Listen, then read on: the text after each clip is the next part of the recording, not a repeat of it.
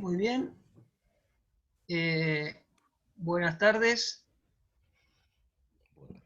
Buenos días. Buenos días, perdón, tienes razón. Buenos días. Buenos días a todos los participantes de la nueva sesión de este ciclo de conversatorios que hemos dado en llamar en el marco de la Cátedra Abierta Santo Tomás Moro de la Facultad de Ciencias Jurídicas, Económicas y Administrativas, que hemos dado en llamar el futuro pospandemia, aportes desde la doctrina social de la Iglesia. Y en esta sesión tenemos la suerte, y agradecemos desde ya el esfuerzo que implica, de la colaboración y la presentación del decano de la Facultad de Ciencias Jurídicas de la Universidad Finisterre, el doctor Ignacio Covarrubias, abogado, experto constitucionalista, y que por razones de brevedad y de protocolo, yo la verdad que son múltiples, aparte también con una actividad profesional también destacada, eh, con lo cual tenemos la suerte, digo esto, de que el doctor Covarrubias reúne esa doble condición a veces tan importante en nuestra profesión, que es la de ejercer una profunda actividad académica, pero también a la vez haber tenido una protagónica actividad profesional, cosa que en nuestra materia propiamente en las ciencias jurídicas es de agradecer, y sobre todo para aquellos que tenemos también una vocación de investigación. Así que dicho esto, y para no alargarme en esta ocasión, yo la verdad que me remito a aquellos que puedan verlo porque es público, pueden ir a ver su currículum, su extenso currículum, que por razones de tiempo y de brevedad no hago expreso acá, pero pueden recurrir a la página de la Universidad Finisterre, donde obviamente en la figura del decano ya podrán ver su extenso y aquilatado currículum. Así que bueno, sin más protocolo, yo anuncio que obviamente el tema de hoy, como ha sido comunicado, es el bien común, tema obviamente harto importante. Como ustedes saben, eh, ya la catequesis del Papa Francisco, que dio un poco motivo a este conversatorio, ya ahora finalizó con este tema. El bien común ya fue abordado 2 o 3 semanas atrás, pero a propósito de ello y con motivo de la reciente, mejor dicho, ayer, con la nueva encíclica Fratelli Tutti, firmada, impulsada por el Papa Francisco, allí también, casualmente me lo hacía saber también el ponente, el doctor Covarrubias, hace referencia al tema que hoy nos convoca, con lo cual es una doble oportunidad para abordar el tema, y de paso, si bien no es motivo de esta charla, a lo mejor también podemos ya despuntar algunos temas que están señalados en esta encíclica tan reciente, sin más, no tiene 24 horas. Así que sin más, Ignacio, desde ya vuelta a agradecimiento mío de sobremanera por el esfuerzo. Yo sé lo que implica con la escasez de tiempo estar presente aquí, así que te agradezco la participación y te doy la palabra. Muchas gracias, Mariano. Se escucha bien, ¿no? Se escucha perfecto. Qué bueno. Bueno, la verdad es que siempre es un esfuerzo, pero es proporcional al beneficio. El beneficio aquí, en mi caso, es muy grato porque estoy con algunos amigos que están presentes, entre los cuales estás tú, Mariano. Acabo también de escuchar un mensaje que amablemente me envió el decano, Alfredo Di Prieto, a quien le agradezco también sus palabras, y, y no solo por la amistad, sino también por el tema. La verdad es que vale la pena referirse a temas los cuales las personas suelen referirse de manera muy profusa y habitualmente, pero sin precisar ni reparar en los alcances que ese tema supone. Y, y yo diría que aquí con eso partimos porque la verdad es que una de las problemáticas y desafíos que tiene el bien común precisamente reside en la complejidad que existe hoy día para entender realmente su alcance, ¿no? Entonces, lo primero que quizás en estas breves palabras me dedicaré unos 10 minutos a dar una pincelada sobre algunos aspectos que yo estimo que son relevantes del bien común. y luego dar paso a las preguntas o a la conversación. Lo primero que es la dificultad de comprender el bien común, ¿no? La dificultad por varias razones. Lo primero es que quienes vivimos en la actualidad, y en ese sentido me incluyo también, tenemos serios obstáculos para comprender el alcance de lo que el bien común supone. Y eso porque el bien común no es más que una idea, más que un concepto abstracto, ¿no? Es una realidad. Entonces ahí ya la primera dificultad con la que nos encontramos es una realidad práctica. Y como toda realidad práctica, piensen ustedes en la familia. La familia es una realidad, ¿no? Independiente de que la podamos definir. Eh, la persona es una realidad. Y por lo tanto, como realidad, es mucho más rica que lo que puede ser captado por el lenguaje.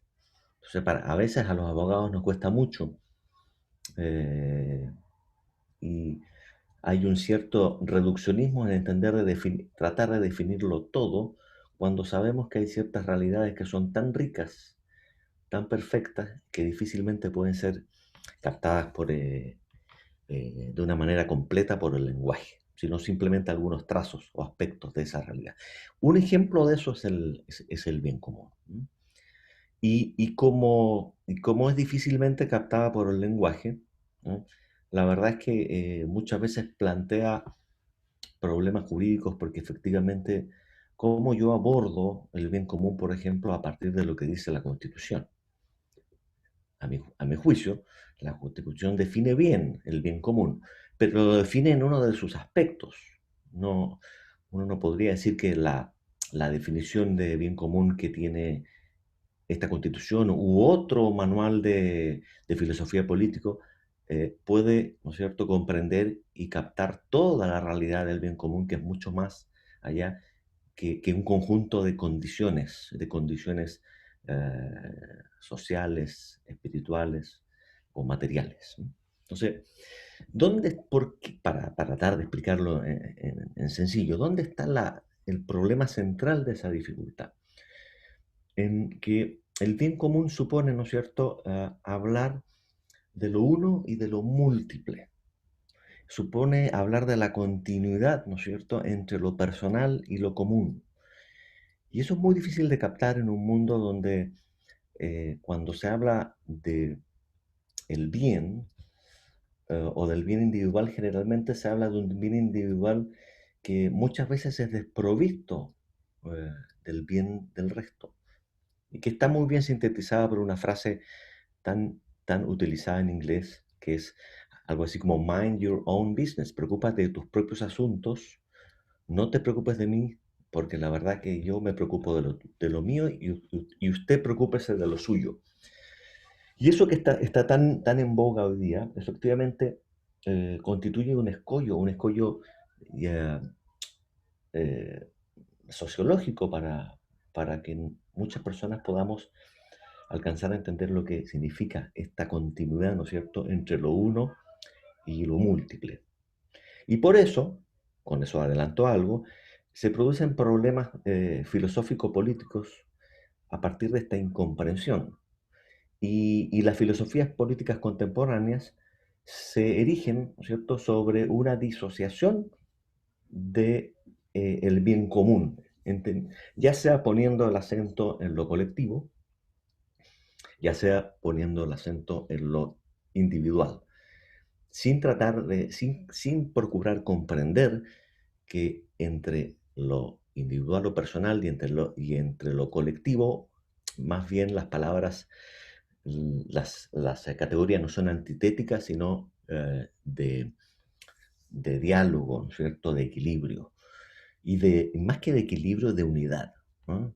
Porque efectivamente el bien común supone una unidad entre lo personal y lo común. Y esa unidad eh, está dada por algo que ahora sí es más fácil decirlo. El bien común asume, ¿cierto?, que lo intentado por una persona, por un conjunto de personas, y lo realizado entiende que el bien propio es al mismo tiempo bien de todos. Es decir, lo que a mí me interesa, al mismo tiempo debo tomarlo en un sentido que eso pueda ser participable y comunicable a todos, ¿no? Porque entiende que el bien, aquí la palabra bien es clave, el bien es difusivo, el bien es participable, es comunicable por todas las personas. Por lo tanto, yo no me puedo preocupar de mi bien con prescindencia del bien de los otros, precisamente porque el bien común asume que existe un bien que es común y participable por todos. Ustedes comprenderán la dificultad que eso tiene, no solo en su comprensión, sino en su realidad y en su vivificación en una sociedad donde muchas veces se habla de lo público y de lo privado, del bien público, del interés público, como si fuese disociado, como si riñera con el bien personal y viceversa. Entonces, básicamente, yo diría que, además de lo que he dicho, la dificultad de comprender el bien común arranca porque estamos empapados en ciertas categorías filosófico-políticas que están disociadas precisamente con lo que el bien común supone. Eh, Cuesta comprender que deberíamos vivir con lo que algunos autores llaman, ¿no es cierto?, la ética, ya desde Aristóteles para adelante, más bien con una ética de la vida buena, más que con una ética de los acuerdos prácticos, ¿no? Y voy a tratar de explicar algo que puede parecer complejo, pero la verdad es que eh, yo creo que quizás puede ilustrarse con lo siguiente. La ética de los acuerdos supone, ¿no es cierto?, una, un cierto consenso conforme a ciertas ideas, pero las ideas quedan plasmadas en los textos y los textos se escriben con palabras. Y las palabras poco pueden hacer si es que las palabras están disociadas de cómo se viva la vida. Me explico. Las palabras en un momento determinado, los textos, se interpretan según cómo se viva la vida. La palabra bien, yo la puedo entender de una manera muy distinta de acuerdo a cómo yo viva la vida, es decir, cómo yo entiendo ese bien como una cuestión meramente personal, utilitaria, instrumental, o asuma, ¿no es cierto?, que el bien propio supone necesariamente considerar el bien de los otros. El mejor ejemplo de lo que yo digo es la palabra dignidad humana o dignidad de la persona humana. Si hoy día tuviéramos que hacer, ya que está de moda el tema constitucional, un texto constitucional, yo creo que todos los partícipes de esa convención o ese grupo de constitucionalistas estarían de acuerdo que la Constitución debe hacer referencia a la dignidad humana.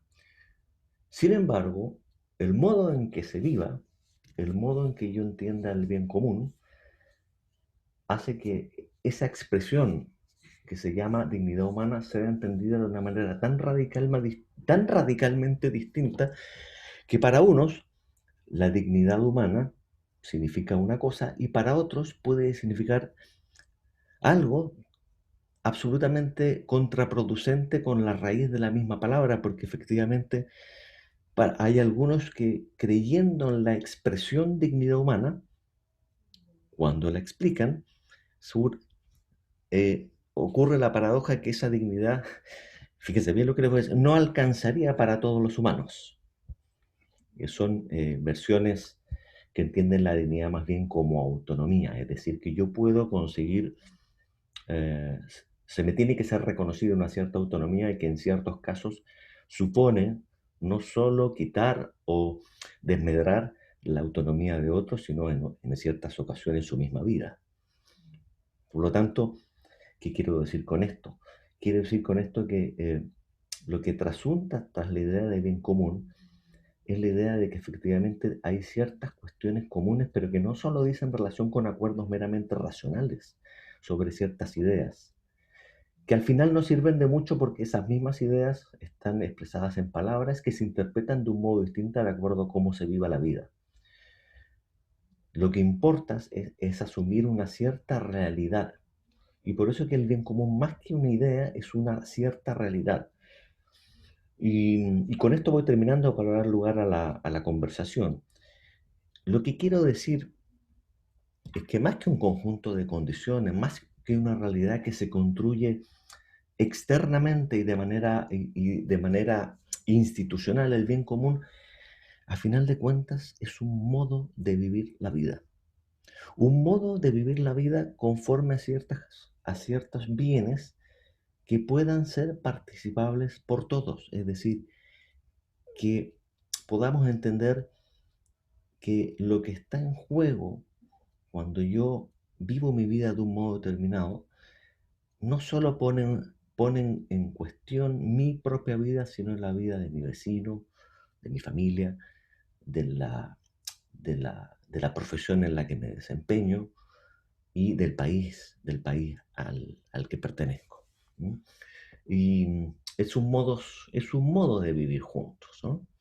Y ese modo de vivir juntos depende de asumir vitalmente ciertas categorías, ¿cierto? Que son eh, previas a lo jurídico estatal. Y es por eso que muchas veces la ética de los acuerdos, como decía hace un momento, que es una ética en torno a ideas y en torno a palabras, pueden muchas veces ser camisas de fuerza para algunos. ¿Por qué? Porque al final de cuentas, cuando uno honra un acuerdo, está honrando lo que ese acuerdo significa de acuerdo a la vida que vivo. Y muchas veces, entonces digo que son camisas de fuerza para algunos, porque sin perjuicio de la buena fe inicial que pueda haber para cumplir ese acuerdo, al final esos acuerdos difícilmente terminan cumpliéndose porque no todos entendieron lo mismo por tal o cual palabra que era representativa de una idea, como por ejemplo el caso, ¿no es cierto?, de la dignidad humana. ¿Y cómo estoy de tiempo? A ver, creo que me quedan algunos minutos. Sí, no, tranquilo, tranquilo, tú puedes explayarte. Perfecto. Y quiero ir remachando, concluyendo, haciendo la pregunta de cuáles son esas condiciones, ¿no es cierto?, de ese modus vivendi que hacen posible, ¿no es cierto?, el bien común. Eh, lo primero que tiene que haber, y ya lo decía el propio Aristóteles, es entender que eh, la vida tiene que darse eh, sin indigencia, es decir, tiene que haber una, una distribución de bienes comunes, que muchas veces, la mayoría de las veces son materiales, estamos hablando de alimento, ¿cierto? Vestido, educación, no la que da la familia, sino una cierta instrucción que sea respetuosa, ¿no es cierto?, de la educación familiar, y unos ciertos condicionantes sociales que posibiliten precisamente ese bien común. Esa cuestión está reconocida en la doctrina social de la Iglesia a través de distintas expresiones que dicen relación con la dignidad del hombre, que dicen relación con el principio de solidaridad y también un aspecto de la subsidiariedad como principio, como principios que son un todo armónico, coherente, cuyo fin, que impregna, ¿no es cierto?, todos aquellos principios, es el bien común y cuyo fundamento es la dignidad del hombre. Precisamente porque el hombre no es una cosa, sino es alguien. Y, y es alguien que merece ser querido y amado por lo que es que efectivamente las condiciones básicas de ese bien común es que los habitantes de una comunidad estén en condiciones materiales para perseguir sus bienes. Y ellos no pueden perseguir sus bienes si es que efectivamente están en un estado de privación o de indigencia. Entonces, eso es como el sustrato de las condiciones de posibilidad desde el punto de vista material de la realización del bien común. Pero por otra parte, una vez cumplido, ¿no es cierto?, este piso a partir del cual las personas pueden libremente buscar su bien personal y su bien común, hay ciertas ideas que ya he ido mencionando que tienen relación con la dignidad humana, ¿no? Y con esto termino, ¿no? Para no alargarme, pero este aspecto de la dignidad humana es fundamental, porque lo voy a plantear negativamente. La mayoría de las doctrinas filosófico-políticas de la modernidad arrancan de un supuesto que efectivamente niega el bien común, porque asumen que la sociedad política se construye para poner remedio a una disociación natural del hombre. En cambio, la dignidad humana supone que si bien somos personas que tenemos una naturaleza caída, que somos imperfectos, en el caso de aquellos que tienen fe, podemos ser eh, rehabilitados, ¿no es cierto?, a través de la gracia, ¿no? Y también a través de la formación, ¿no?, del ejercicio de la virtud. Y para aquellos que no tienen fe, pueden entender que si bien no serían rehabilitados por la gracia, sí las personas pueden ser perfeccionadas a través del ejercicio de la virtud. Entonces, lo que yo quiero decir es que es clave, ¿no es cierto?, para el bien común entender primero que es posible. Y es posible precisamente porque, como lo reconoce ya sea Aristóteles o el mismo San Agustín, no somos una tropa de bandidos. Muchas veces actuamos como bandidos, pero podemos ser salvados y rehabilitados, ¿no es cierto?, por la gracia y también por la virtud, ¿no?, entre los cuales se cuenta una buena formación desde, desde el colegio, desde la familia, etcétera, etcétera. Y en eso la función del Estado también como en materia subsidiaria es fundamental. A final de cuentas, lo que yo quiero decir es que no se entiende el bien común sin una perspectiva de la persona conforme a la cual eh, es posible perfectamente eh, perfeccionarse, a pesar de nuestra naturaleza caída, a pesar de nuestras imperfecciones. Eso es fundamental y podemos quizás abundar en eso más adelante. Y con esto cierro porque me parece importante que quizás podamos conversarlo en un momento más. Entonces, fíjense ustedes, el bien común tiene perspectivas distintas aristas a partir de una unidad que yo le he tratado de explicar. Por lo tanto, es una perspectiva reduccionista entender que el bien común es algo que se construye externa o ajenamente a lo que les pasa a las personas. Precisamente porque las filosofías políticas modernas entienden que el hombre está bastante perdido y difícilmente tiene una posibilidad de rehabilitarse, es que asumen que la justicia y que el bien común debe construirse solo a partir de instituciones.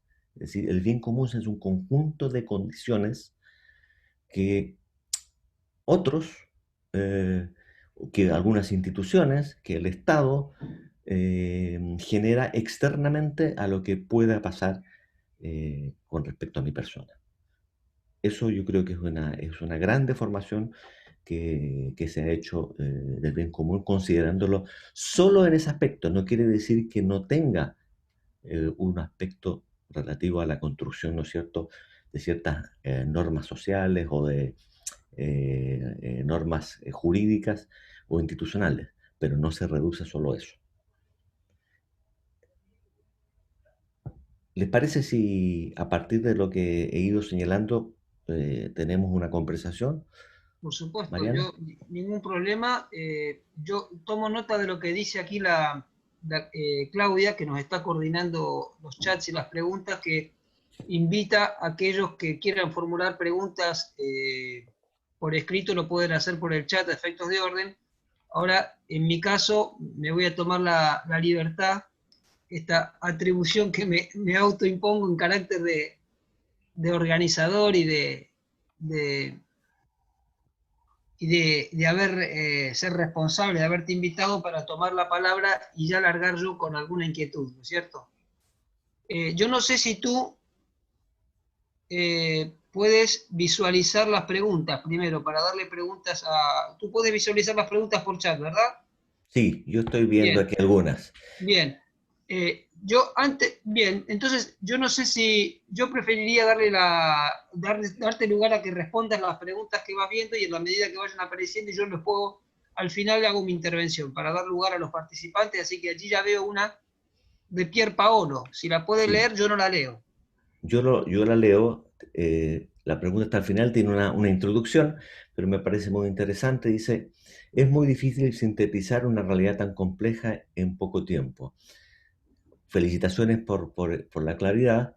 Una de las dificultades de conceptos angulares como el bien común y la dignidad humana es la brecha que existe en el debate público constitucional entre diferentes posiciones políticas que no hablan de lo mismo, aunque enuncian los mismos conceptos. Parecería que solo se les puede incluir en la Constitución, no como realidades, sino como conceptos aspiracionales, pero polisémicos. ¿Qué ideas tendría para la próxima discusión constitucional?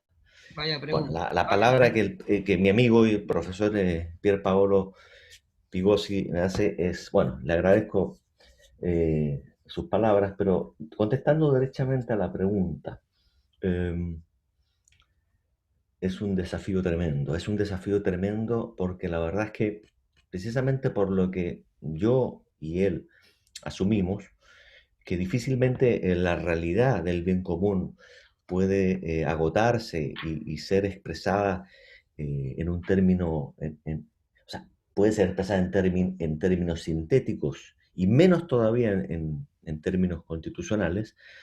Claro, no quiere decir que no deba estar, pero ya la misma discusión que se generó eh, cuando se, cuando se discutía la incorporación del bien común en la constitución política, el problema que se planteaba era si quería definirse o no quería definirse, porque el mismo Jaime Guzmán decía que el bien común era un término que no era unívoco en el lenguaje y que por lo tanto tenía distintas aproximaciones.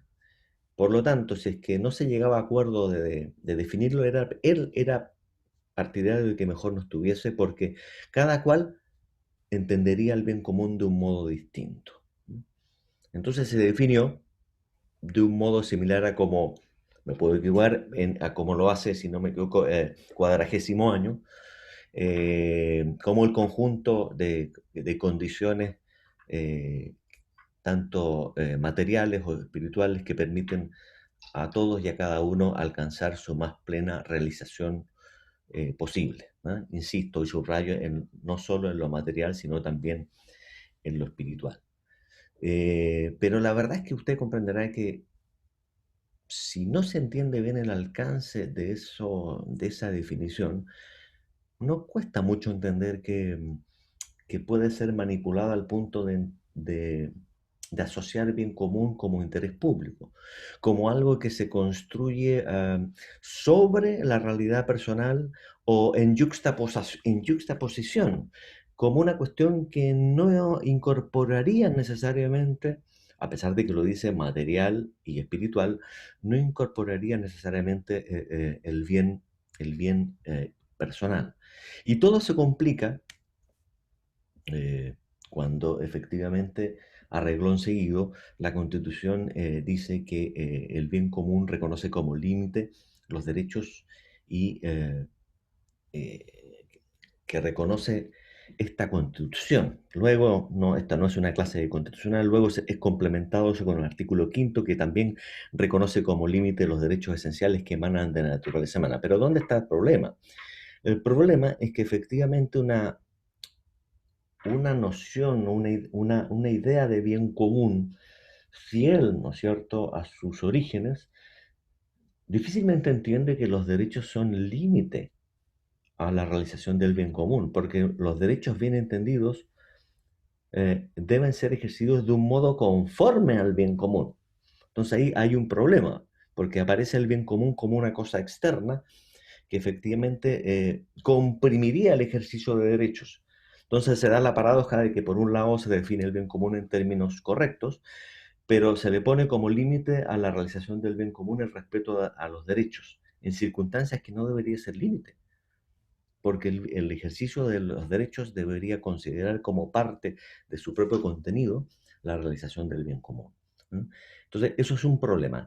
Y otro problema, y con esto voy terminando, en la pregunta que está haciendo el profesor Pigosi, es que efectivamente pareciera que hoy día la discusión constitucional oscila en perspectivas de bien común que no tienen mucho que ver con la perspectiva tradicional o clásica, sino más bien dicen relación con una orientación más bien colectivista o una individualista, tratando siempre de entender que arrancando del problema que tiene el constitucionalismo en su origen, que siempre trata de resolver eh, entiende la sociedad como si ésta se disolviera entre, por una parte, lo que puede hacer el Estado y por otra parte, lo que puedan hacer los derechos individuales.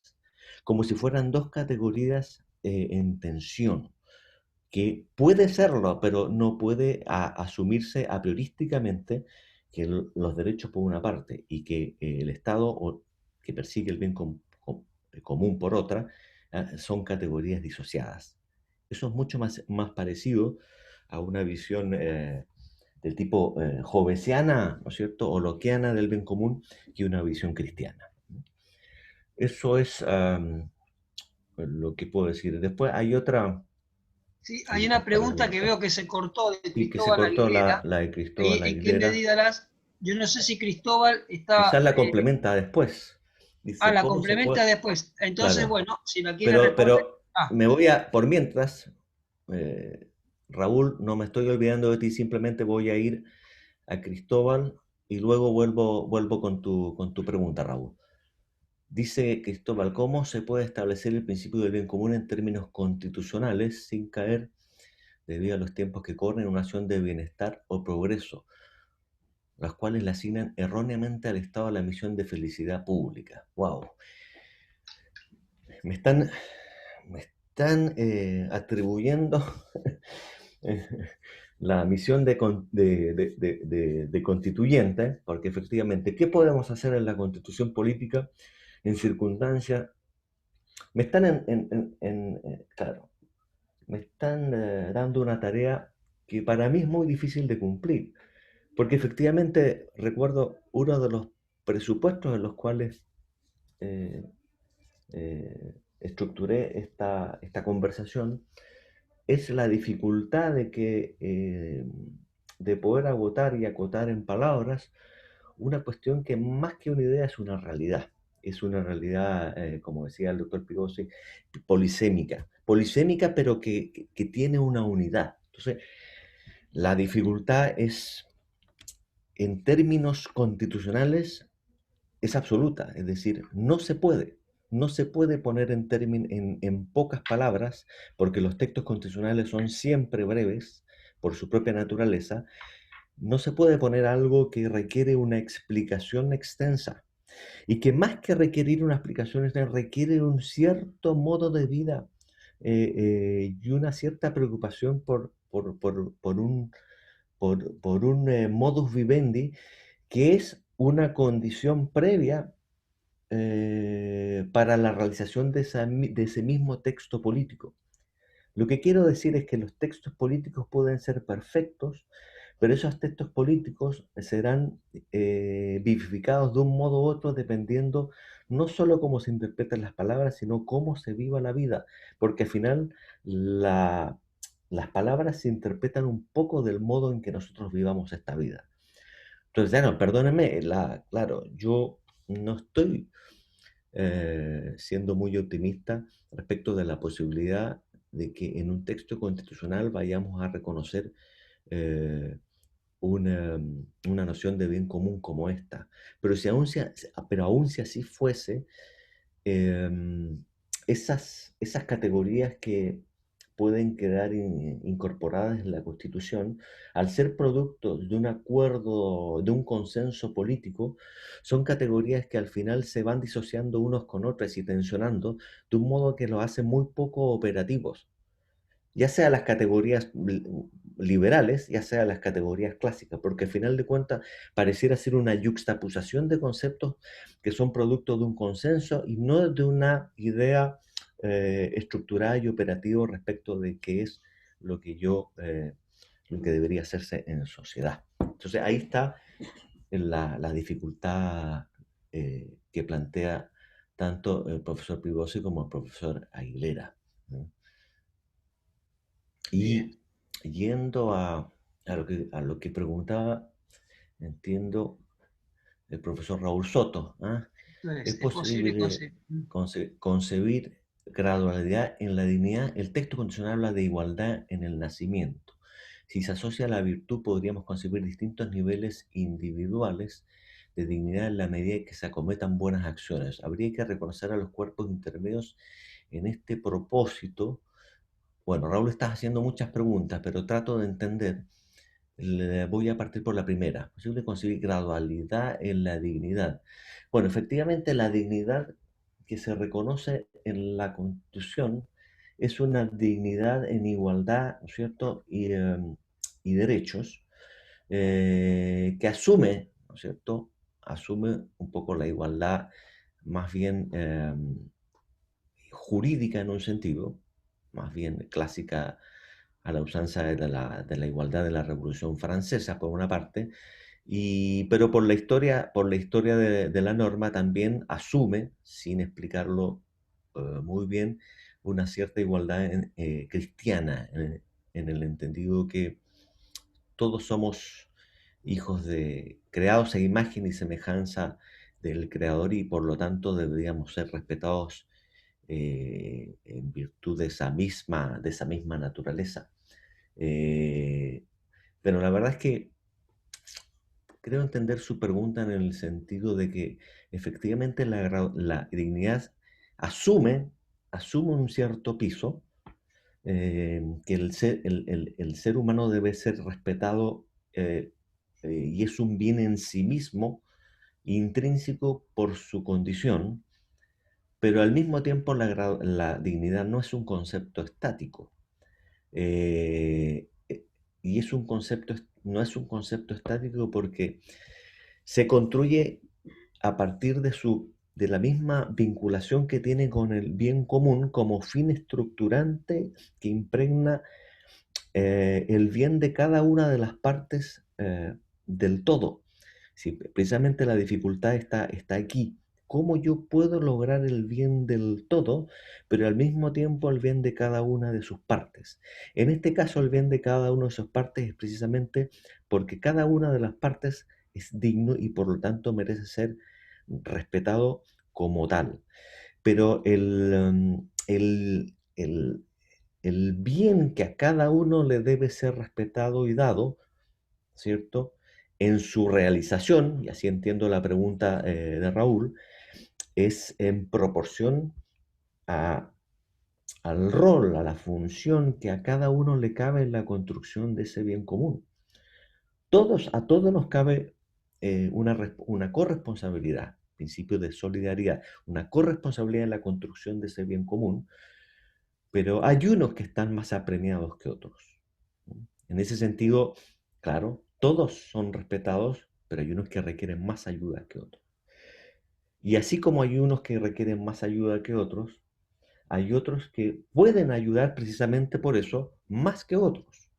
Por lo tanto, si bien existe un piso en el reconocimiento de esa dignidad, la realización práctica de esa dignidad tiene que ver con el modo de realización del bien común, porque cada bien es distinto según la función que a mí me corresponda en esa, en esa parte, ¿no? Y por eso que la función y la responsabilidad del gobernante siempre es crucial, precisamente porque le corresponde una función arquitectónica de velar por ese bien común, considerando la sociedad en su conjunto, pero en su conjunto no como una mera yuxtaposición o suma de individualidades, sino como entendiendo que hay bienes que son participables por todos. Y aquí hay un punto eh, que, es, eh, que es muy importante, que el bien común supone, ¿no es cierto?, la distribución de ciertos bienes materiales que posibiliten que todos podamos conseguir bienes superiores de orden espiritual. Y como estamos hablando de orden espiritual, no estamos hablando solamente de orden religioso, estamos hablando de bienes que posibilitan la vida misma, es decir, de cierto orden, de cierta tipo de convivencia que nos permita lograr nuestros fines personales y al mismo sin menoscabar los fines del resto. La consideración propia supone la consideración por el otro. Eh, Hay un cierto orden de relación, entendiendo que las comunidades humanas persiguen bienes distintos, pero que al mismo tiempo son bienes comunes. En el caso, por ejemplo, de la universidad, los alumnos con los profesores, cada uno individualmente pueden perseguir bienes distintos, pero al mismo tiempo estamos unidos por bienes comunes.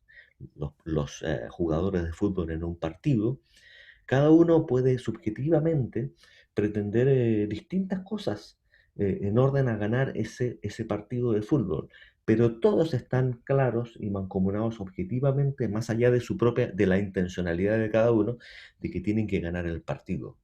Pero resulta que el arquero, ¿no es cierto?, lo hace de un modo distinto como lo hace el delantero. Los dos tienen funciones de bien común, pero las funciones del arquero y las funciones del delantero no son iguales. Por lo tanto, el bien común se participa de manera diferenciada. Eh, Bien. Muy bien, muy pregunta compleja y se agradece la claridad de la respuesta, cosa que no es fácil, así que es de agradecer. Yo porque no quiero, yo tengo preguntas personalmente, pero obviamente voy a dar lugar a los... Yo no sé si esta pregunta que quedó cortada, porque no quiero coartar, digamos, ni cortar a la pregunta de nadie, intentaré. Agui, Aguilera, ¿no? Cristóbal Aguilera, se la supongo yo, pero es que en qué medida y esta pregunta se cortó. No sé si Cristóbal está presente o está audible, pero esta pregunta se ha cortado. En preguntas y respuestas hay también un par de Sí, preguntas sí, sí, disponibles. ahora voy a ello. Quería ver, a ver, acá dice, ¿cómo se puede establecer el principio del bien común? No sé si, si la quiere ver, si la puede ver Ignacio, Esa yo no no la la veo, puede ver. pero es muy Dice, ¿cómo se sencilla. puede? La pregunta es, ¿cómo se puede? Es que no sé quién la hace porque no logro ver acá quién escribe. Dice, a todos los Pero es que panelistas. la pregunta, Mariano, permíteme responderla Sí, sí, por supuesto. porque es una pregunta muy pertinente. Y la pregunta supone una cierta complejidad porque dice, ¿cómo se puede establecer el bien común? El bien Esto común es. no se establece. O sea, si ese es el problema. El bien común no se establece en ninguna parte. El bien común se construye a partir de la vida que tenemos. ¿Mm? Ahora, que uno puede incorporarlo en un texto como la finalidad que todos debemos perseguir, por supuesto. Pero eso supone, para que se cumpla, una serie de presupuestos que no están en las constituciones políticas. Entonces, al final, el gran desafío y el problema que tiene el constitucionalismo hoy, pero esto ya daría para otra conversación, es que supone, ¿no es cierto?, la vida, un modo de vida y un cierto etos social que no necesariamente se está cumpliendo hoy día y que sí se cumplía en alguna medida en la época donde las constituciones comenzaron a ser proclamadas como textos, ¿no? Y ahí lo que quiero decir es que efectivamente para la consecución del bien común, para, para las políticas públicas, para el ejercicio de los derechos, el modo, ¿no es cierto?, en que se entienda y se vivifique eso, no responde a lo que la Constitución puede hacer, sino a cuestiones que son previas a los derechos, previos al bien común, que es cómo nosotros ejercemos nuestros derechos, cómo nosotros entendemos el bien común y cómo vivimos la vida. Entonces, ¿de qué estoy hablando a final de cuentas? Estoy hablando de una vida que en términos clásicos se llamaba la vida de la virtud, la vida de ciertos hábitos que efectivamente me permitan a mí, cuando yo actúo en sociedad, considerar que lo que está en juego no soy solo yo, sino al yo actuar, no solo estoy afectando directa o indirectamente la vida de los otros en un sentido u otro, sino también estoy afectando la vida misma. Yo al actuar no solo afecto al resto, sino me constituyo a mí mismo. Y ahí hay una cierta relación virtuosa, ¿cierto?, de ir y venir entre lo que yo hago y hace el resto. Hoy día, en virtud de la vigencia de este famoso principio del daño de, de John Stuart Mill y en virtud, ¿no es cierto?, de la distinción entre lo privado y lo público, ¿no es cierto?, todo esto se facilita una idea de que las instituciones sociales pueden, no sé, construir y contribuir al bien común con independencia de lo que cada uno haga en su vida privada. Como si la vida privada fuese un compartimiento estanco que no tiene nada que ver con la vida pública. Es ahí el gran problema de la filosofía política contemporánea, que ve, ¿no es cierto?, lo público y lo privado como cuestiones separadas o más bien opuestas o tensionadas en circunstancias que el bien común asume que existe una unidad y una cierta continuidad entre el bien propio y el bien común. De modo que la propia manera de, de interpretar el ejercicio del derecho parte por asumir que efectivamente existe, como diríamos, una cierta función social en todos los derechos y no solo en la propiedad. Ustedes seguramente, quizás a alguien ya le habrá llamado la atención de por qué en las constituciones políticas suele existir la función social solo para la propiedad. ¿No han pensado en eso? Y no para otros derechos. Esto es una cuestión meramente especulativa, pero yo creo que la función social está en la propiedad precisamente porque la propiedad, del modo como se definió por lo menos en Chile, era una definición a partir de la definición de Bello, era una definición muy individualista, por lo tanto se requería, ¿no es cierto?, una categoría que equilibrara ese individualismo de la propiedad individual. Bueno, si eso se necesita de la propiedad, también debe asumirse de todos los derechos. Por tanto, si lo que quiero decir, hacia hasta el derecho más individualista de todos tiene función social, ¿cómo no se le va a exigir y uno va a asumir que debe conducirse por la vida considerando también el bien del resto cuando me pregunto qué hago con mi derecho? Bien, vaya pregunta. Mire, aclarando, bien, gracias. Espero que haya, creo que sí, por mi parte, no sé si Cristóbal Aguilera, el que hacía la pregunta, claro que es Sí, profesor, casualmente dice de la Universidad Finisterre, así que debe ser de tu, así que hizo la sí, amigo pregunta. mío. Bien, entonces, a ver si no me, ahora voy a las preguntas y respuestas, pero antes las que tengo en el chat, que las tengo aquí rápido a la vista.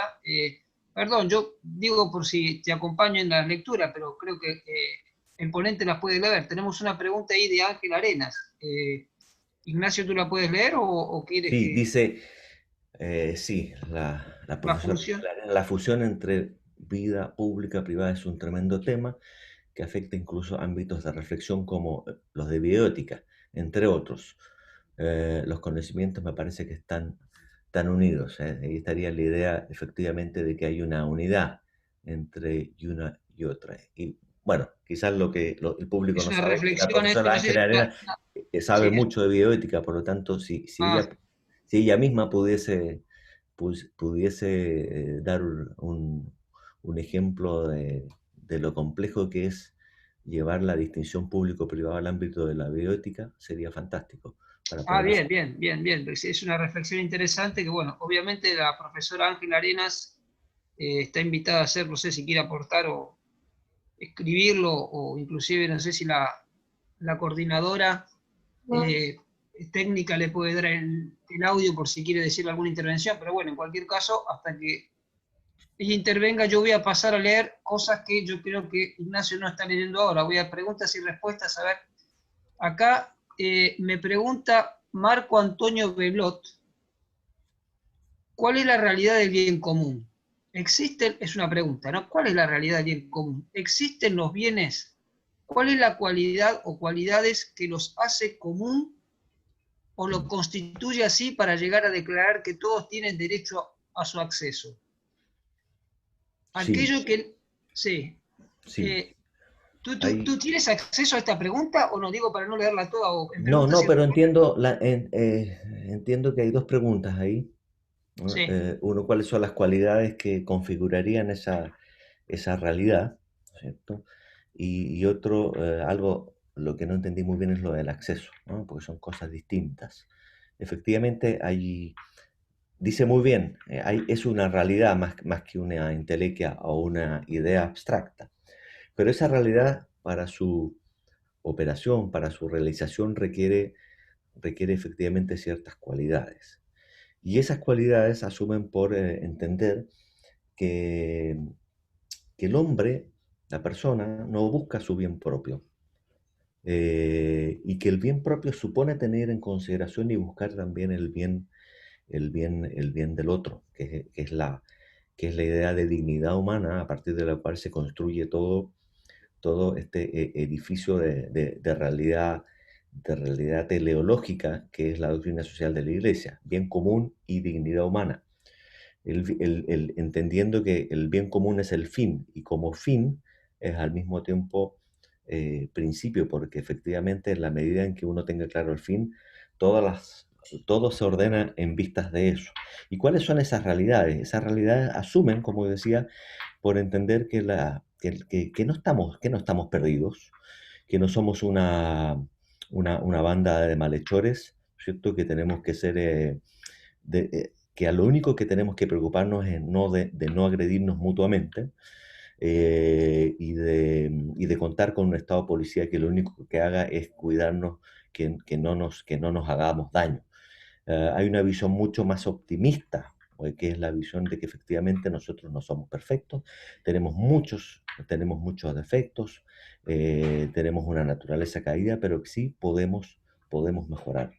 Y podemos mejorar ya sea para aquellos que creen por la gracia, y para aquellos que no creen, podemos mejorar a través del cultivo de la educación familiar, de la educación de las virtudes, de aquellos hábitos que nos permiten considerar el bien propio como bien común.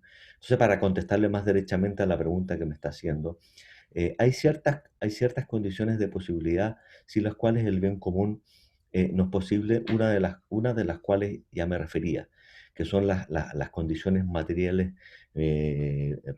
por una subsistencia digna. Pero eso no basta, precisamente porque eso es el mínimo a partir de lo cual el hombre busca su perfección. Y para eso el hombre tiene que tener claro que busca su realización en sociedad. No lo busca solo, solitariamente,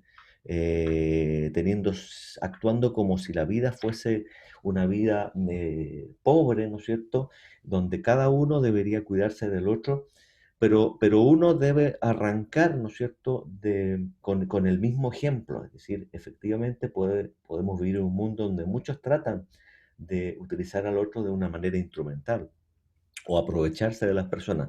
Pero cuando uno entiende el bien común, entiende que debe dar el ejemplo precisamente para posibilitar que no todos crean que la vida está perdida y que estamos aquí solamente para defendernos unos a otros y para sacar el máximo provecho posible con independencia del resto.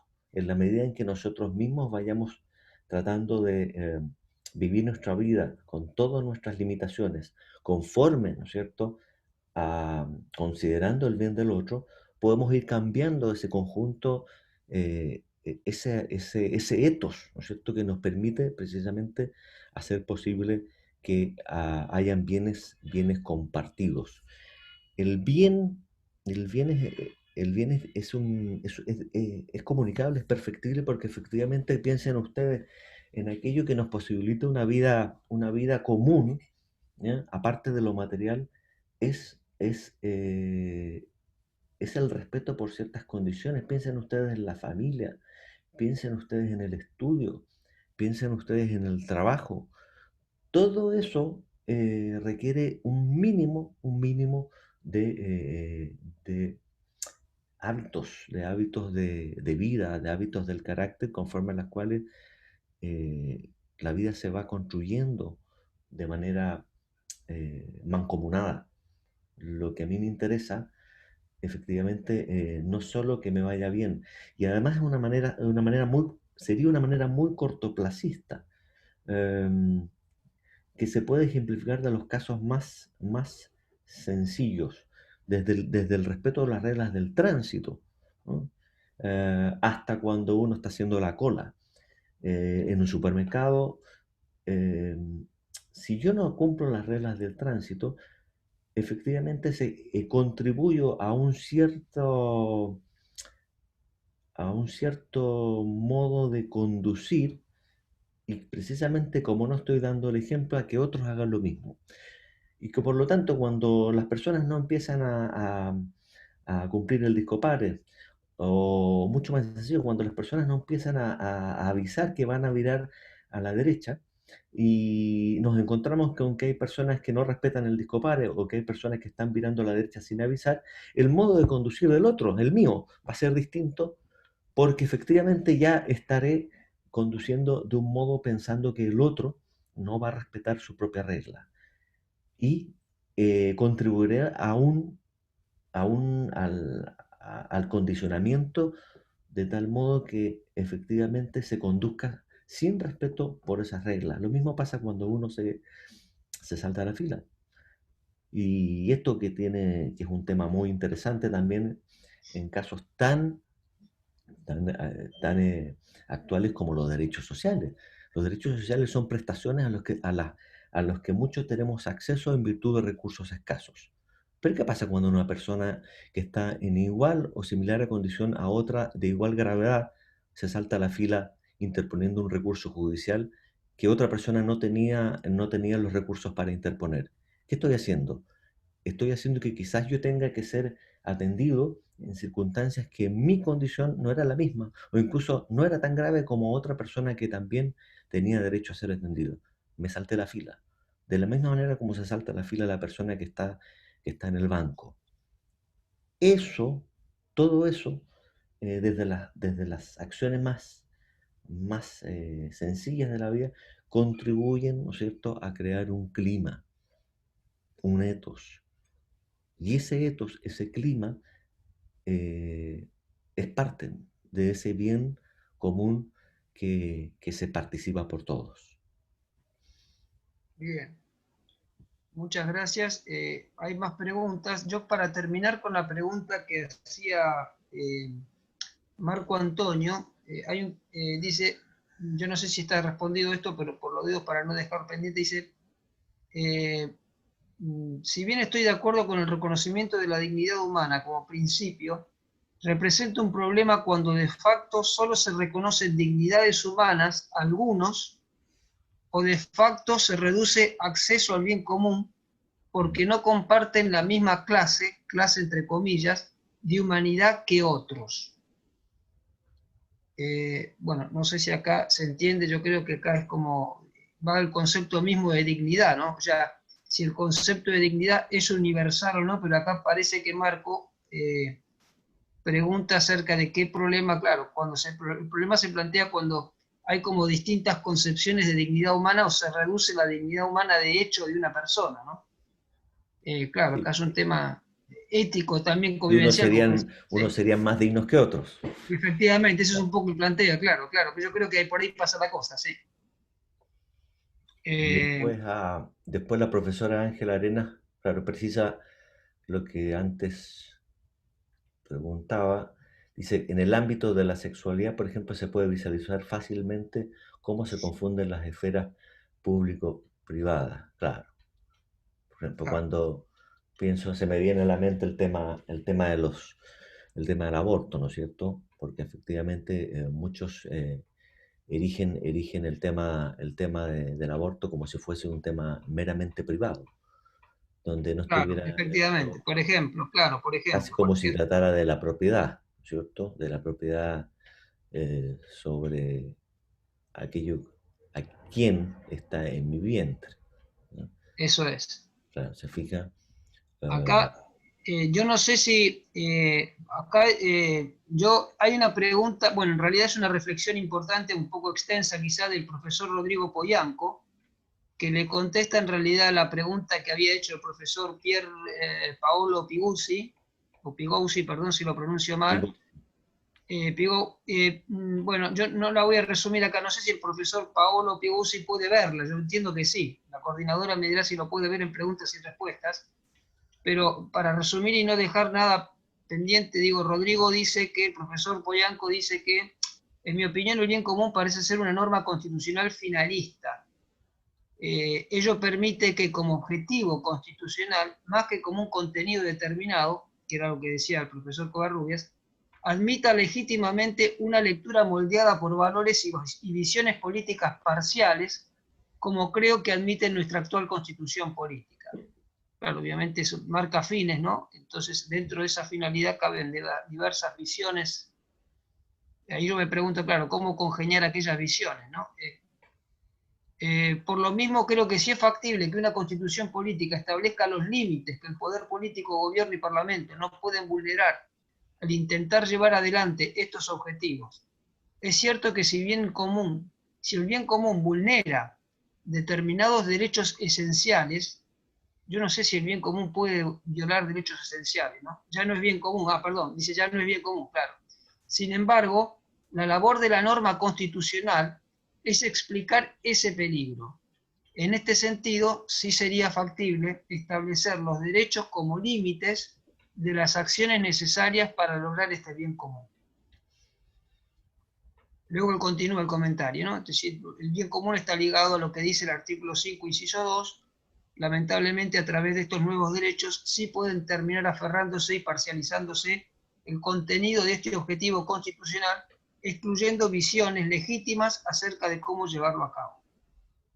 Bueno, es un comentario que hace, no sé si el profesor Covarrubias quiere decir algo al respecto, ya considera que está sí, todo no, dicho. es que yo puedo estar en acuerdo con lo que dice mi amigo el profesor Poyanco, y entiendo el sentido que él apunta, que es básicamente la lógica de entender el derecho constitucional como límite al poder, ¿no? Claro, Y en ese sentido, claro, entendiendo que cuando el poder abusa, efectivamente, o se extralimita, tengo que ordenarlo y ponerle límites a través del derecho, ¿no?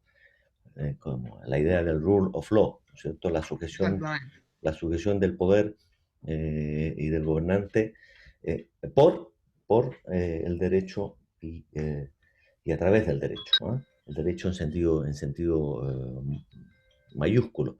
Pero Sí, pero sí, y en eso estoy de acuerdo, pero yo voy a un punto previo, que es la limitación que eso tiene por arrancar de una categoría que no asume el bien común como lo entendemos, como por lo menos lo ha entendido la doctrina social de la Iglesia y el pensamiento clásico. ¿Piensa usted que los derechos fundamentales en su vertiente constitucional tienen básicamente dos miradas? La mirada de respeto y la mirada de promoción. En el sentido más clásico, los derechos individuales como derechos negativos, es decir, exigencias de abstención por parte del Estado. ¿Se fija? Pero ya ahí asumimos un cierto problema, porque efectivamente vemos al Estado, y lo asumimos como un poder negativo que no debería interferir en un ámbito de libertad privada.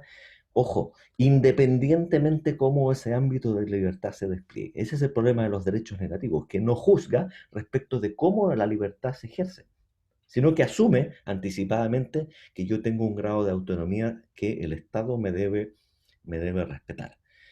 Y eso puede ser muy bueno cuando el Estado es abusivo, pero puede ser muy malo cuando el Estado puede contribuir el bien común, porque efectivamente no podría pronunciarse respecto de ciertos derechos de autonomía y no me permitiría hacer un juicio del valor respecto de cómo las personas están ejerciendo sus derechos, porque rige la idea de derechos negativos, es decir, mis derechos imponen abstenciones a la autoridad. Entonces ese es un problema, porque efectivamente se asume que esta visión disociada, tan propia, que arranca con Hobbes, de que la sociedad tiene por objeto poner fin ¿no es cierto?, a una disociación natural del hombre. Y ese es un problema. Y el problema exactamente opuesto es entender los derechos como meras prestaciones. Es decir, los derechos suponen una realización activa por parte del Estado y por lo tanto solo el Estado puede contribuir a esos derechos, pero no todos en la medida de nuestras posibilidades. Si el bien público no es un bien común desde esa perspectiva, es un bien más bien que se configura estatalmente, que es la discusión que hoy día se da entre lo público y lo privado. Pero fíjense que en una y otra se peca de lo mismo. Se peca efectivamente, por una parte, de entender que el Estado no puede interferir la autonomía, lo cual ya es un error porque supone entender que hay ciertas esferas de autonomía que son irrelevantes para la sociedad, y eso es un error garrafal. Y por otro lado, el error es entender que en lo público, un modo de ver el bien común se construye básicamente a partir de lo estatal. Entonces, ¿dónde queda esa unidad? ¿Dónde queda esa continuidad entre lo personal y lo común? Eso no se ve ni en la versión tradicional de los derechos fundamentales, ni en las versiones más contemporáneas de los mismos, porque enfatizan ya sea el aspecto colectivo de la sociedad o el aspecto meramente individual, olvidando esa continuidad entre una y otra. Entiendo que esta última parte, profesor Covarrubias, Ignacio, también hace referencia a Janine Laguna, esto último que acaba de decir, porque yo estaba pensando, y ya con esto omito una pregunta que tenía pendiente, en lo llamado al constitucionalismo social. Tampoco ese constitucionalismo social viene a resolver esta variante que tú hacías referencia al principio como esa carencia, a lo mejor que tenía las constituciones de término de corte liberal, que de ausencia de ver los derechos individuales en función social. Yo creo que esa aspiración, o sí, pregunto, tampoco queda colmada con el llamado constitucionalismo social, que de alguna forma yo entiendo que a lo mejor la intención fue dar respuesta a esto que tú planteas, esta falta de visión de lo social, este movimiento de constitucionalismo social que los estudiosos lo citan por allá en la Constitución mexicana, ¿no es cierto?, de hacer de las constituciones grandes o textos, digamos, enumerando los derechos famosos sociales que inclusive luego se fueron incorporando por capítulos o por segmentos en otras constituciones.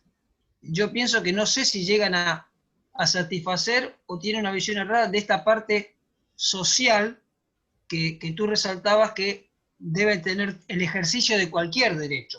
Ponías como ejemplo, por ejemplo, la propiedad, pero con todos los otros derechos. ¿Es así o no? No sé si fui claro con la pregunta. Sí, lo El que llamado... sí, tiene el problema que efectivamente se pretende levantar, ¿no es cierto? Mire, si al final vuelvo al inicio, todas las cuestiones están en su raíz, precisamente como el hombre, se asume que el hombre es malo, y está irremediablemente perdido pongámoslo, en el mercado o en lo económico, en lo material, entonces es el Estado, ¿no es cierto?, el que tiene que resolver esa situación, ¿no? Entonces, el hombre no tiene posibilidad de participar en la construcción de un bien común económico en lo social, porque siempre él va a actuar desde un punto egoístamente, individualísticamente. Por lo tanto, no puede participar en la construcción de los derechos sociales, ¿no? Eso es una discusión que estamos teniendo hoy día.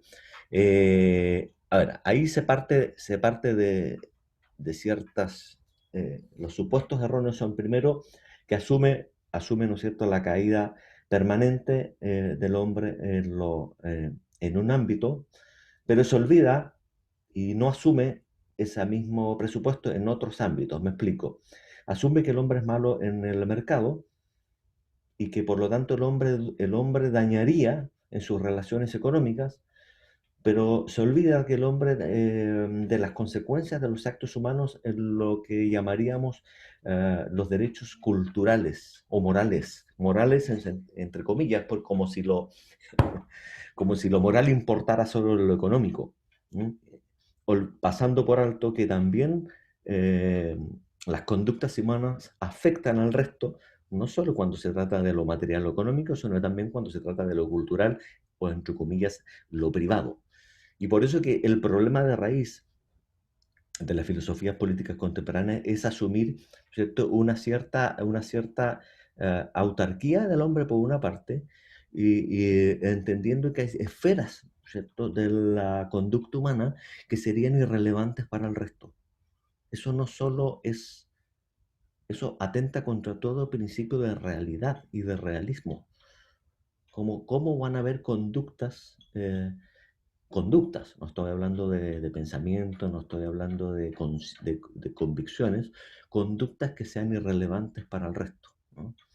Y entonces, el constitucionalismo social hierra tanto por una como por la otra. En definitiva, hierra porque pretende construir una sociedad justa, eh, asumiendo que las personas no pueden contribuir al bien común en ciertos ámbitos económicos y por lo tanto tendría que eso corregirlo el Estado, pero olvidando que en otros ámbitos que también tienen una proyección social, como lo cultural y lo, entre comillas, privado, eh, eso sí que no daña. Ahí la gente podría hacer lo que quiera y eso refleja una disociación tremenda porque pone el énfasis en la mera materialidad del humano, olvidando también que existe lo espiritual. Y aquí me voy a aprovechar de decir algo que es fundamental. Efectivamente, el bien común asume que tiene que haber que lo material y la indigencia, ¿no es cierto?, tiene que estar superada, pero no se agota en la construcción y en las posibilidades meramente materiales, porque efectivamente los bienes más preciosos y preciados de los seres humanos son los bienes de carácter espiritual. Y cuando estamos hablando de los bienes de carácter espiritual, no solo estamos hablando de lo religioso, sino también de aquellos que permiten una construcción de una vida en común. Y cuando hablo de lo religioso, quisiera también terminar con esto, porque efectivamente decía, me acuerdo, hay una frase, no me acuerdo cómo es exactamente, pero es de Hannah Arendt, que dice que al final el problema de la modernidad es que eh, terminó de privilegiar la verdad y La banalidad se del olvidó, mal. claro, se olvidó de la verdad y privilegió la persona, sin referencia a esa verdad. Y por eso entonces viene la idea que ya ha sido destacada y desarrollada por muchos autores, cuando el hombre se olvida de lo espiritual y se olvida de lo trascendente, se transforma él quiere mismo transformarse en Dios. Y al transformarse en Dios, ¿no es cierto?, lo que ocurre es que paradójicamente termina siendo esclavo de sí mismo. Naturalmente. Bien, aclarado. Bien, yo creo que ya, la verdad que hemos abusado demasiado del tiempo del profesor Covarrubia. Yo la verdad que si quisiera, espero que no haya quedado nada pendiente. Buenamente, obviamente a veces no se puede atender a todo. Yo no sé si la coordinadora llega a ver algo que a mí se me esté escapando, que haya quedado, perdón, voy a poner el vídeo, que haya quedado algo pendiente, a lo mejor me lo puede hacer saber. De momento, mientras rebusca por allí, yo me animaría ya como casi pregunta, salvo que alguna se dé lugar o la coordinadora habilite al audio de algún participante que quiera decir algo en forma audible. Yo quería cerrar un poquito, bueno, parte de este comentario, lo mejor que tú hacías, Ignacio, de esta participación de la persona, que no, esto es referente al constitucionalismo social y que no puede venir como impuesto, creo que también algo de eso, mejor dicho algo, no, y todo de eso, hace referencia el Papa en su catequesis, pero conjuntamente con ocasión del principio de subsidiariedad, que va a ser motivo de otra sesión, a la que por supuesto estás invitado, en la que va a intervenir la profesora de la Universidad Católica, la profesora Alejandra Valle, que justamente va a abordar el tema este de la subsidiariedad. Allí a lo mejor podremos abordar esta participación justamente del sujeto individual en esta construcción del bien común, ¿no? Y yo como casi para cerrar, a mí la verdad que me quedo con este mensaje que he tomado de tu ponencia, que la verdad que me abre horizontes a veces, en cuanto a que enfocar el bien común, más que como una cuestión de conceptos, ¿no es cierto? Como decir, a veces abstracto, o esta definición tan remanida a veces, pero no siempre bien entendida, del conjunto de condiciones establecidas, que creo que esa definición corre el riesgo, como tú señalabas, de ver como algo estructural que tiene que ser impuesto o establecido, como un etos personal, ¿no? Esta especie de reflexión. Y entonces me estaba yo acordando, ahí en el análisis, en lo que se llama la teoría sí, la escuela, digamos así, si se puede llamar ya escuela, yo creo que sí, del análisis económico del derecho, cuando también se habla del bien común, obviamente se recurre a la teoría de Pareto, ¿no? Del óptimo, y se dice, bueno, el bien común se da cuando una persona está mejor sin que nadie esté peor, digamos, sin que nadie haya mejorado su situación. No sé si me aclaro. Es decir, en este del análisis, digamos, si podemos tomar algo para aportar algo al derecho desde las ciencias del análisis económico, sobre todo los análisis económicos que han estudiado la conducta humana, el comportamiento humano en la sociedad, nos dice que hay bien común, digo, en torno a ver si lo podemos precisar, es cuando las condiciones de todos mejoran sin que nadie empeore. Podría ser tú, en función de esta visión del etos individual que tú has señalado, ¿podrías decir si esto lo ves así o esto podría ayudar, digamos, a enriquecer esta definición más como doctrinal o constitucional que tenemos nosotros los que nos dedicamos al derecho, obviamente no inventada, sino tomando de las mismas palabras de León XIII y de toda la doctrina de la Iglesia, en cuanto al conjunto de condiciones que establece la sociedad en la forma de que todos puedan. ¿Puede aportar algo en este sentido o no? A ver, yo no soy economista, pero conozco la definición de Pareto y entiendo que luego ha sido complementada por Caldor Higgs, ¿no es cierto? Pero yendo derechamente a tu pregunta, si aisladamente considerado como lo planteas tú, solo tiene sentido desde una perspectiva meramente instrumental.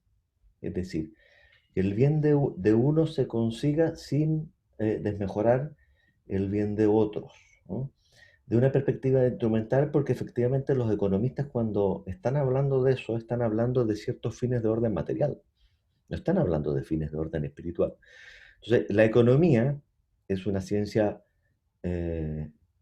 instrumental que contribuye a aumentar el bienestar material de las personas, pero que es ciega respecto de otro tipo de fines. Es ciega porque no los puede ver y no los puede ver porque está fuera de sus pretensiones.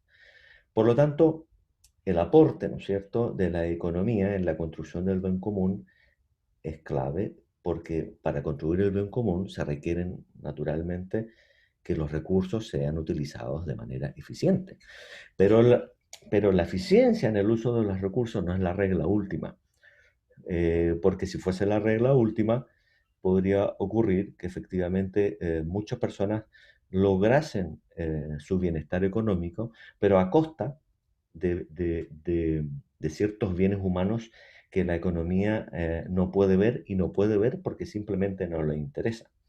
Entonces, en la medida de que efectivamente el uso eficiente de los medios comunes contribuya a esa finalidad que hablaba Pareto, fantástico, pero Pareto no dice nada ni se pronuncia, que a veces el criterio no es a veces, y aquí entra la justicia, los principios de la doctrina nacional de la Iglesia, y en esto la economía es impotente, a veces el criterio último no puede ser la eficiencia precisamente porque si fuese solo la eficiencia dejaríamos fuera a algunos en el camino.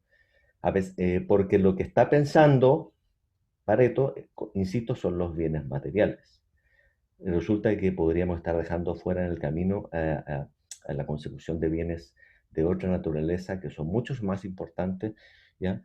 Pero que asumen, ¿cierto?, esta superación de la indigencia. ¿Eh? La complejidad está especialmente cuando los economistas hablan de bienes. ¿Eh? No están hablando del mismo bien que de los mismos bienes que el bien común, porque el bien común supone dentro de su consecución la realización material, pero no se agota en la realización material, sino en la realización espiritual. Por lo tanto, ¿puede ser una contribución? Sí, puede ser una contribución, pero meramente instrumental y ordenada a la consecución de los fines propios del bien común y los más altos que no son de orden material. Claramente, claramente, entonces, claro, claramente veo que entonces ahí el concepto de bienestar, desde la óptica del análisis económico, puede ser engañoso a aquellos que tenemos una visión a lo mejor trascendente en la consideración de otros bienes, y en este sentido entonces esto es mío, me lo atribuyo a concluir, que este no estar peor del que hablaba a lo mejor, intento yo, asumo que es una interpretación libre y personal, este no estar peor hace referencia a un concepto más bien no estar peor materialmente, pero muchas veces estamos bien materialmente, pero no estamos bien espiritualmente, y a lo mejor entonces tampoco estamos peor, a lo mejor este aspecto es el que no considera el análisis económico, a lo mejor no porque sea su misión, ¿no es cierto? No es que tenga la pretensión de hacerlo, puede construir, como tú bien dices, una cuestión instrumental, Se siempre me y cuando ocurre, obviamente tengamos en cuenta pero la se me misión. ocurre para que los que están presentes lo grafiquen de una manera muy clara. Los países nórdicos, ¿no?, tienen un tremendo nivel de igualdad material. Efectivamente, ahí se puede cumplir perfectamente el óptimo de Wilfrido Pareto, porque muchos consiguen, unos más, otros menos, pero todos consiguen un mínimo social que es muy alto, pero lo consiguen del Estado y son dependientes del Estado. A ese Estado no le importa lo espiritual, no le importa la realización humana que vaya más allá de, de los niveles de subsistencia material. Y nos encontramos que son países donde las personas se declaran tremendamente infelices, que tienen altos niveles de suicidio, donde todo depende de un manastado que difícilmente puedo cuestionar políticamente, porque como es difícil cuestionar a quien me da de comer, a quien me lo da todo desde la cuna hasta que me muero. Y me lo da tanto, y me lo da de una manera tan satisfecha, que tampoco puedo cuestionar. Si en el fondo yo debo mi vida a este sistema que me tiene satisfecho, pero que no me tiene realizado, ¿no? Entonces, fíjense la diferencia entre satisfecho y realizado. Entonces, esa es la diferencia. La diferencia es que el bien común busca que todos podamos realizarnos a partir de la cierta satisfacción de necesidades básicas. Entonces, Wilfrido Pareto está por ese lado, por el lado de la satisfacción, pero no por el lado de la realización. Perfecto, yo me doy la verdad que más que satisfecho con esta respuesta, y como ya chequeamos que no quedó nada pendiente, obviamente después podremos tener luego en el futuro, en otras sesiones, intervenciones, o pueden recoger preguntas, yo se las haré llegar al profesor Ignacio Covarrubias, nada más que llevamos 1 hora y media de charla, la verdad que lo que parecía que iba a ser más corto, la verdad que el tema merece mucho tiempo, pero bueno, ya no podemos abusar tampoco más del tiempo, primero del ponente en primer lugar, tampoco queremos abusar tiempo del equipo, así que por mi parte no me queda más que, Ignacio, darte un enorme agradecimiento, repito, por el esfuerzo, sé que estás con poco tiempo, y aparte por la clarísima y brillante exposición que hemos tenido de un tema que por sí es muy complejo, muy difícil de abordar en 1 hora, porque da para libros y años, así que agradecerte, y sí, por supuesto, queda formalmente la invitación a que dentro de 15 días, o sea, el próximo el uno y el otro, si quisieras, pudieras intervenir también en la exposición que vamos a tener justamente sobre el sobre principio de subsidiariedad. subsidiariedad, a cargo de la profesora Alejandra Valle, profesora de la Universidad Católica de Chile. Gracias, Mariano. La verdad es que el tiempo se me ha pasado volando, ¿no? Y eso quiere decir que lo he pasado muy bien. Bueno, me alegro mucho, ¿Eh? nosotros también, Eh, de igual manera Así que nosotros. ha sido un tiempo muy, muy provechoso, ¿no? Efectivamente, y haber podido compartir contigo, con Raúl Soto y con algunos colegas de aquí de la facultad y otras personas que no tengo el gusto de conocer, pero que hicieron muy buenas preguntas.